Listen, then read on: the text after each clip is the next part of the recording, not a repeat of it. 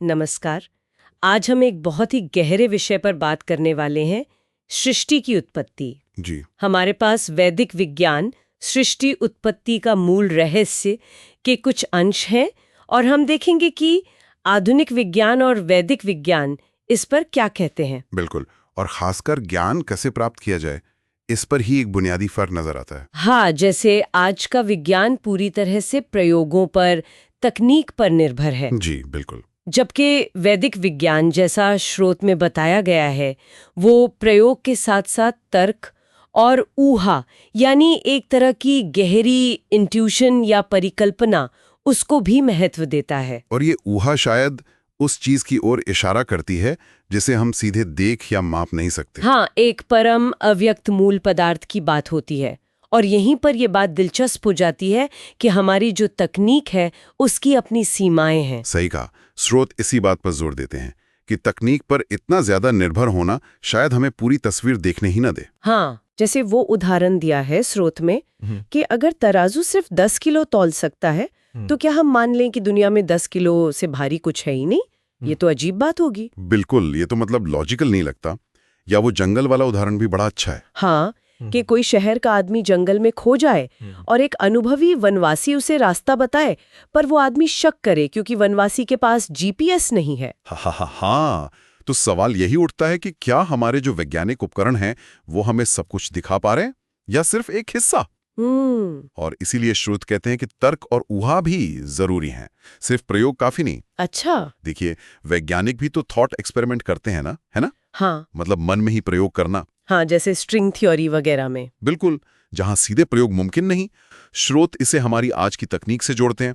हमारी ज्यादातर तकनीक विद्युत चुंबकीय तरंगों पर, इलेक्ट्रॉनों पर आधारित है। जी। तो वो स्वभाव से ही स्थूल चीजों को पकड़ पाती है, फोटोन, इलेक्ट्रॉन, क्वार्क वगैरह। अच्छा। और स्रोत का तर्क है कि इसी सीमा के कारण हम गलती से इन्हीं कणों को मूल कण, मतलब फंडामेंटल पार्टिकल, मान बैठते हैं। तो आप कह रहे हैं कि शायद ही फंडामेंटल है ही नहीं। यही सवाल स्रोत उठाता है। क्या ये वाकई अंतिम सत्य है या ये भी किसी और चीज से बने हैं? और यहीं पर वैदिक विज्ञान का मूल पदार्थ वाला कॉन्सेप्ट आता है ना? जी हाँ, एक ऐसा पदार्थ जो बिल्कुल समरूप है, जिसमें कोई भेद नहीं, कोई गुण नहीं। स्रोत में नमक और मिश्री का उदाहरण दिया इसे समझाने के लिए। हाँ, बहुत अच्छा उदाहरण है। कि देखने में क्रिस्टल एक जैसे लग सकते हैं, पर स्वाद अलग है, मतलब अंदर कुछ अलग है। बिल्कुल, आंतरिक संरचना अलग है। तो अगर इस तर्क को हम इलेक्ट्रॉन, फोटोन, क्वार्क पर लगाएं, तो इनके गुण इतने अलग अलग क्यों हैं? सही सवाल। अगर ये सब सच में मूल है, तो इनमें इतना फर्क क्यों? किसी का मास है, किसी का नहीं, किसी पे चार्ज है, किसी पे नहीं। जी, तो स्रोत के अनुसार इसका एक ही तार्किक मतलब निकलता है कि ये अंतिम मूल नहीं है। इनकी भी कोई ना कोई अंदरूनी बनावट होनी चाहिए, अलग अलग घटक होने चाहिए। ये तो बहुत बड़ी बात है। हाँ, और स्रोत इससे भी आगे जाते हैं।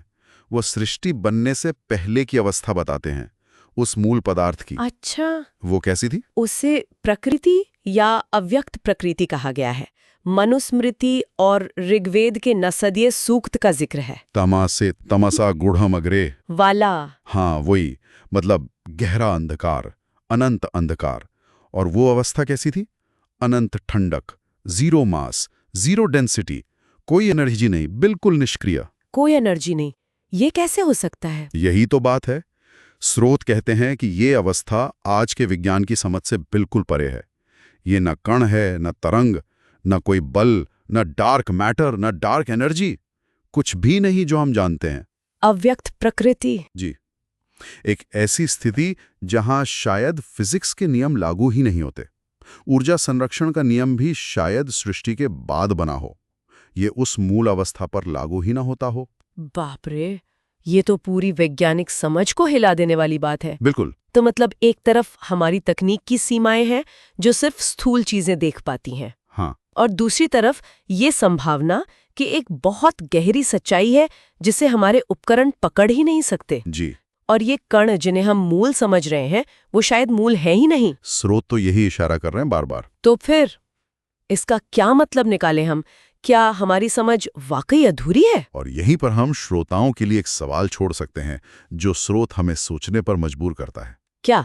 कि अगर सृष्टि से पहले सचमुच ऐसी ही अवस्था थी, मतलब शून्य द्रव्यमान, शून्य ऊर्जा, पूरी तरह निष्क्रिय अंधकार, वो अव्यक्त प्रकृति, हाँ, तो फिर उस परम शून्य से, उस पूरी निष्क्रियता से, ये इतना जटिल, इतना ऊर्जावान, इतना विविध ब्रह्मांड आखिर बना कैसे?